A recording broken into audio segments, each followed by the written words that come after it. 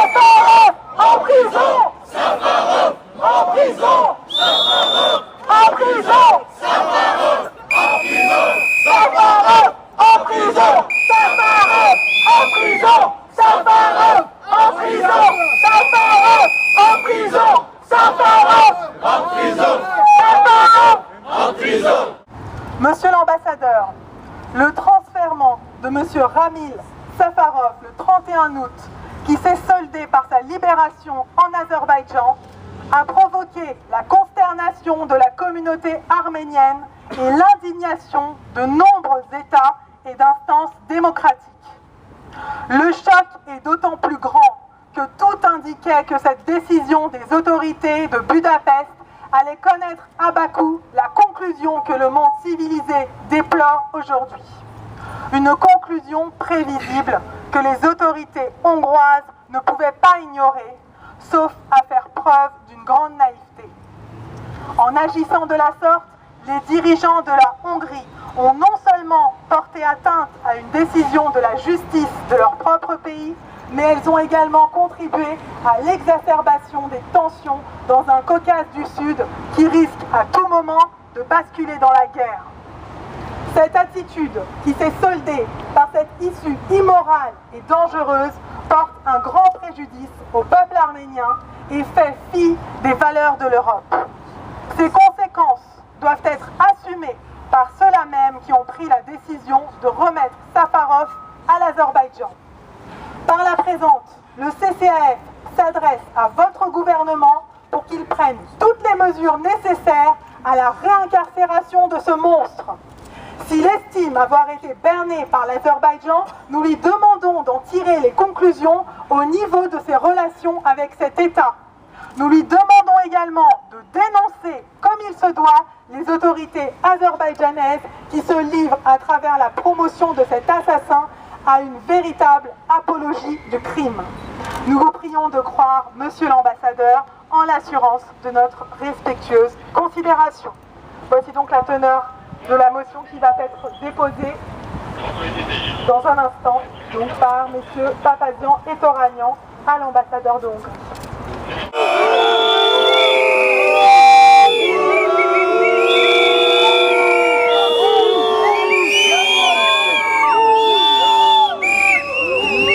Nous avons été accueillis sur le pas de porte par le consul général de Hongrie et par le responsable de la sécurité. Moi, bien naïvement, leur demandant si la discussion allait se dérouler à l'extérieur ou à l'intérieur, ils ont dit non, non, à l'extérieur.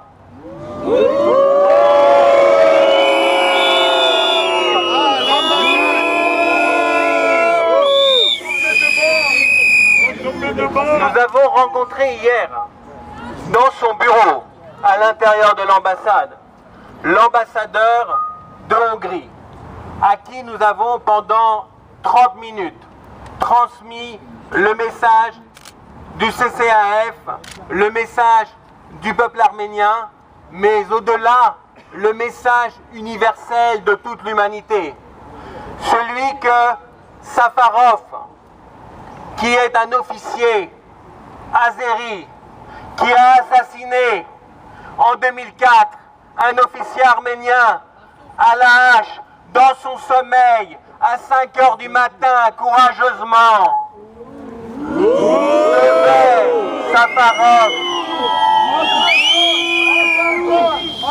Safarov devait, dans le respect de la décision de la justice hongroise, purger sa peine de perpétuité, assortie de 30 ans d'incompressibilité, et qu'il n'était pas possible que les règles internationales soient bafouées de cette manière sur la base d'un crime aussi grave que celui-là.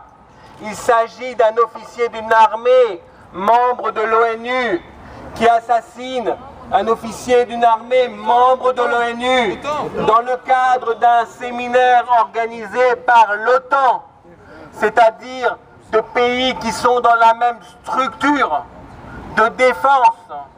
Et cela, personne ne peut l'accepter. Non seulement le peuple arménien, mais de nombreux États ont réagi. Les États-Unis, la Russie, la France, l'Union européenne, le Conseil de l'Europe, l'Assemblée parlementaire du Conseil de l'Europe, l'OTAN elle-même, de nombreuses personnalités ont d'ores et déjà réagi.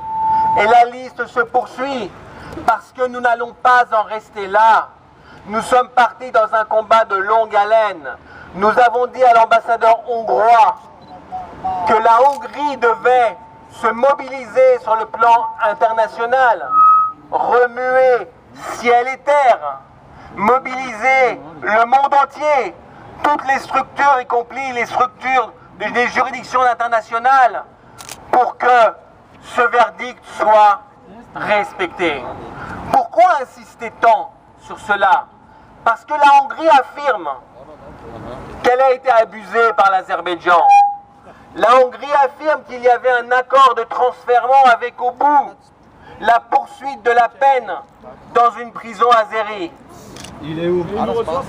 Peut-être, peut-être pas.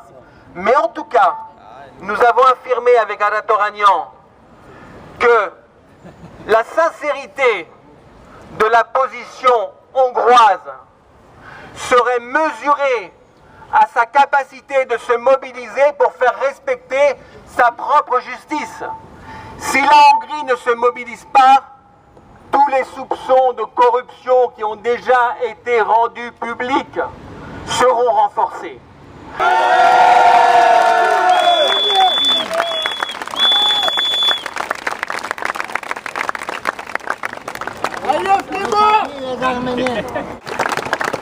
Je voulais venir quand j'ai su que le CCAF organisait cette manifestation pour d'abord vous apporter tout mon soutien et vous expliquer en tant que députée européenne que la semaine prochaine il y aura une résolution d'urgence pour demander des comptes.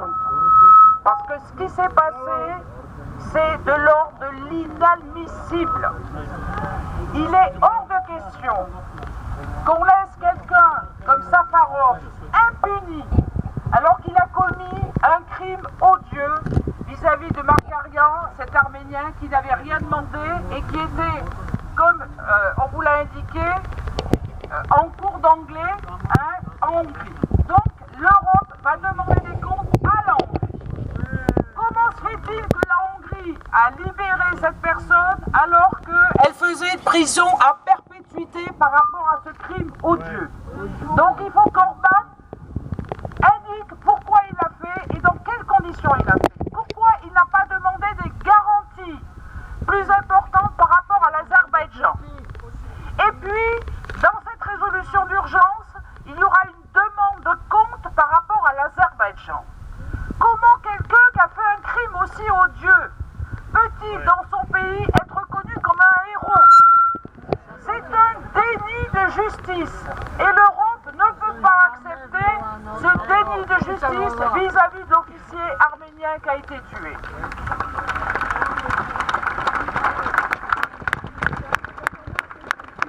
Sachez que l'Europe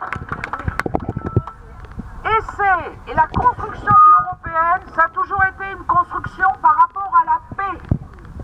Justice décimée, assassin libéré. Justice décimée, assassin libéré. Justice décimée, assassin libéré.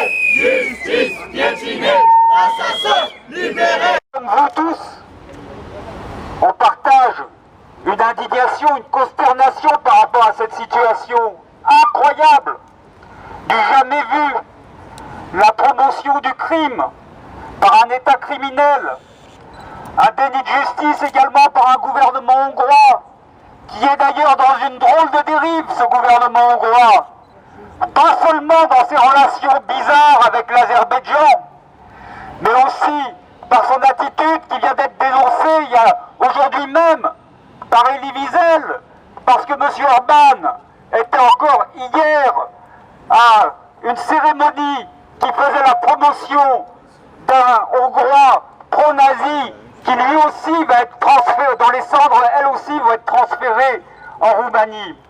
Voilà ce même gouvernement hongrois qui, il n'y a pas plus tard qu'il y a un mois, se tournait vers l'Est et faisait la promotion du pantouраnisme à travers la fête des Huns une drôle de cérémonie où on exaltait le rapprochement avec l'Azerbaïdjan, avec les peuples turcs, etc.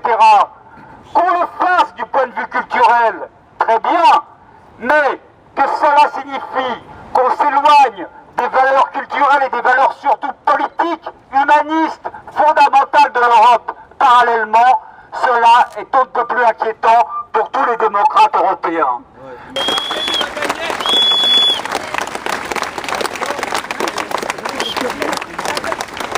Il sera aussi important que les députés et les sénateurs français puissent se mobiliser et qu'ils disent leur indignation par rapport à cette atrocité qui a été commise. Et il y a aussi une autre chose que Mourad Papazian vous a dit tout à l'heure. Il a dit Aliyev sera à Paris vraisemblablement le 18 ou le 19 septembre, ou quelque chose comme ça. C'est très bientôt. C'est très bientôt. Avec le Louvre, des fastes, mais aussi vraisemblablement, une rencontre au plus haut niveau de l'État français. Au plus haut niveau de l'État français. Je le dis, ce serait inconcevable. Ce serait inadmissible. Nous ne pourrions pas l'accepter. Il faudrait absolument que les plus hautes autorités de cet État que nous aimons, de cette République qui chérissent les droits de l'homme et toutes les valeurs citoyennes, se mettent en situation de ne pas accepter cet individu. Madame Rivasi, là aussi, je crois qu'il y a certains messages sont à passer et j'espère qu'ils le seront. En tous les cas, sachez-le, et chaque fois que vous rencontrerez un élu, un responsable, dites-leur que ce n'est pas possible.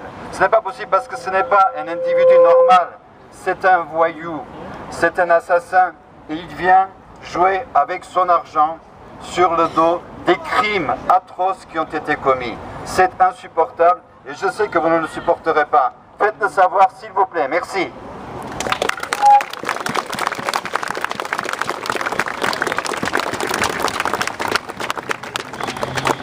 Il faut que le Conseil de l'Europe aussi prenne sa position.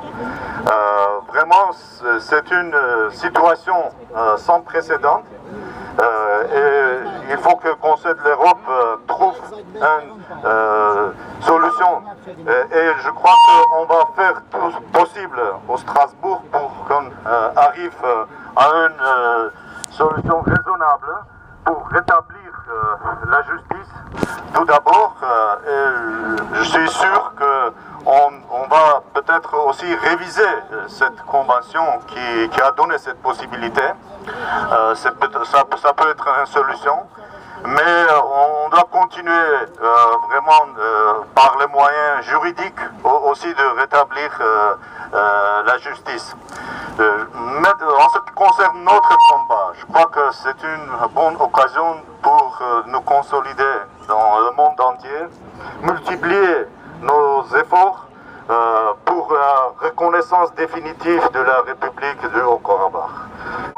Justice, Pékinais, assassin, libéré, justice, Pékinais, assassin, libéré, justice, Pékinais, assassin, libéré, justice, Pékinais, assassin, libéré, justice, Pékinais, assassin, libéré, justice, Pékinais, assassin, libéré, justice, Pékinais, assassin, libéré, justice, Pékinais, assassin, libéré, justice, Pékinais.